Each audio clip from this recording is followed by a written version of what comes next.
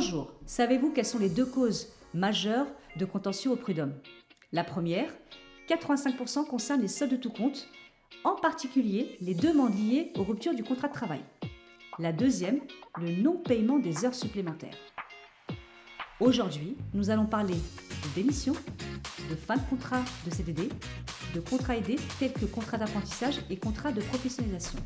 Je suis Fatine Berchek, dirigeante de Happy Pay. Bienvenue dans mon podcast, la paye pertinente et impertinente. De quoi s'agit-il? Donc, pour parler de ces 4 cas de sortie, on va se mettre en situation d'entreprise. Vous travaillez dans une entreprise et vous recevez, par votre responsable, une information concernant 4 de vos collaborateurs. Vous devez gérer ce mois-ci en paye.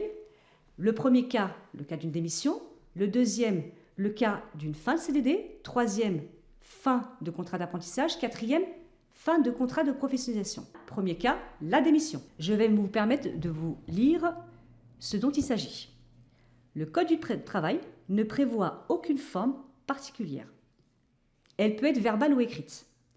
Toutefois, pour éviter les contestations sur l'intention de démissionner ou sur la date de fin du contrat de travail, le salarié a intérêt à remettre sa démission par écrit, donc soit par lettre recommandée ou soit en remise en main propre, signée par le manager qui le reçoit. À partir de là, nous, service de paye RH, nous allons confirmer une date de début et de fin de préavis par le moyen d'un courrier que nous allons transmettre aux collaborateurs comme une réponse. Ce délai de préavis, comment est-il défini? Donc, il est défini par des règles spécifiques que vous pouvez retrouver donc, soit dans vos accords d'entreprise, soit dans votre convention collective ou contrat de travail, ou à défaut, n'oubliez pas le Code du travail. Donc, la première chose qu'on doit faire quand on reçoit une lettre de démission, c'est d'abord d'aller voir quel est le statut du collaborateur. Est-ce qu'il est employé, ouvrier, agent de maîtrise, cadre?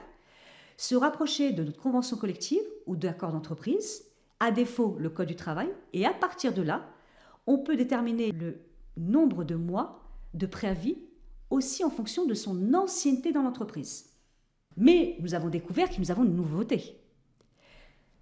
Donc, dans le cas où le salarié ne se présenterait plus au travail, sans justificatif, celui-ci se mettra en position d'abandon de poste et constituera une présomption de démission. Un décret du 17 avril 2023 indique la durée minimale de ce délai entre le moment où le salarié ne se présente plus en entreprise et le moment où vous devez envoyer une mise en demeure.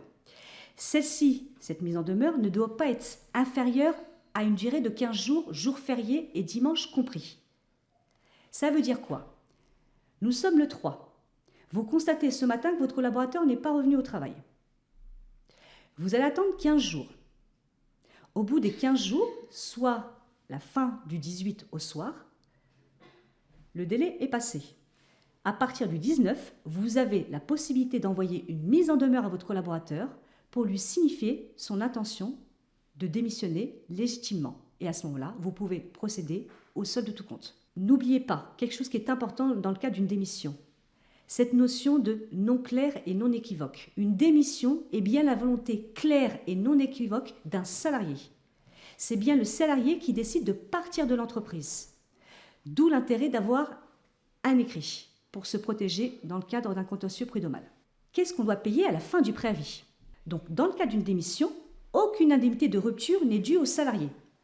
Par contre, la cessation du contrat de travail a pour conséquence le versement d'indemnités spécifiques, telles que indemnité compensatrice de congés payés ou préavis, indemnité de non-concurrence, prorata des primes et gratifications qui sont prévues soit par vos conventions collectives ou votre contrat de travail, le solde des jours de RTT ou JRS si c'est un cadre, et évidemment le paiement des heures supplémentaires ainsi que la régularisation des soldes de repos compensateurs. Dernière petite chose qu'on peut oublier, les frais professionnels.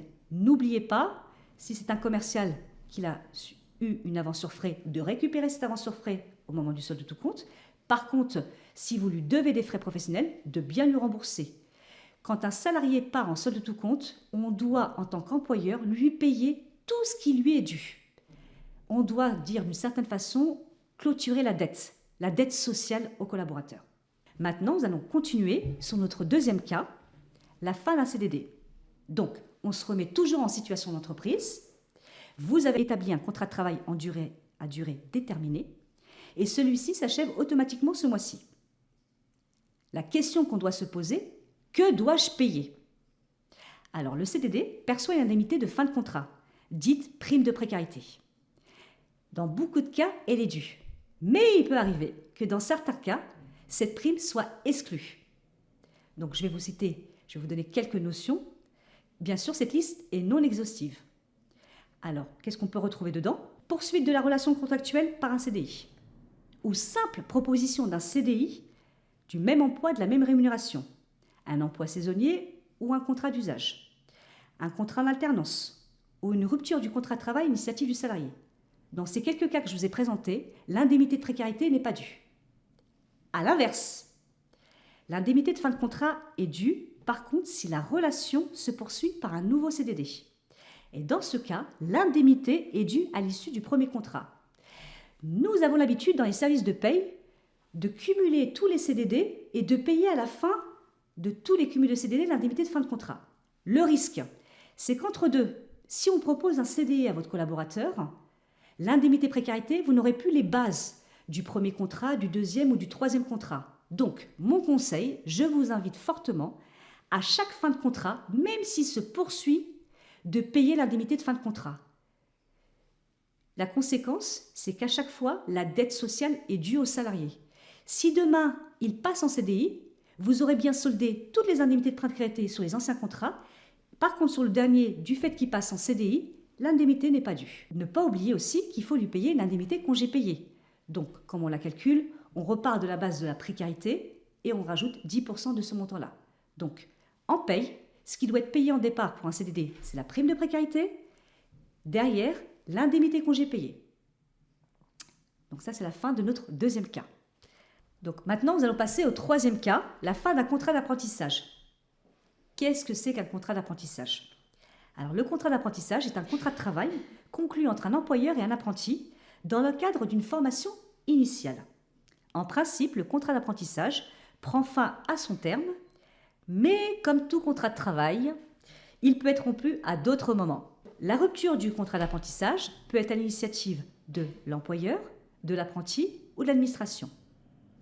Une fois que la période probatoire des 45 jours est passée, la rupture anticipée du contrat d'apprentissage peut être conclue d'un commun accord entre un employeur et son apprenti ou par décision unilatérale de l'un des deux. Dans notre cas, le contrat s'est terminé à son terme. La seule chose qu'on doit lui payer, c'est son indemnité congé payé s'il a un compteur positif. De la même façon, s'il est bénéficié de JRTT, on lui solde son compteur de RTT. Voilà ce que je pouvais vous dire sur le contrat d'apprentissage. Maintenant, nous allons passer au quatrième cas, la fin du contrat de professionnalisation. Qu'est-ce que c'est? Le contrat de professionnalisation est une forme particulière de contrat de travail en alternance. Il peut être conclu en CDD ou en CDI. De la même façon que le contrat d'apprentissage, il peut être rompu. Il y a différents cas que je vais vous lister. On peut rompre un contrat de professionnalisation pendant la période d'essai, hors période d'essai, dans le cadre d'une faute grave. À ce moment-là, c'est une rupture anticipée du CDD. Dans le cadre d'un accord amiable, on parlerait de rupture conventionnelle. Dans le cas d'une embauche en CDI, à ce moment-là, ce sera l'initiative de l'employeur. En cas de force majeure, telles que difficultés économiques de l'entreprise, et bien sûr, la rupture anticipée par accord commun en CDD ou en CDI. Dans notre cas, le contrat se termine ce mois-ci, à son terme. Quelles sont les indemnités à lui verser? Donc si c'est un CDD, l'employeur doit régler les éventuelles indemnités de précarité. Elle n'est pas due si la rupture est liée à une embauche en CDI. C'est vraiment la petite particularité.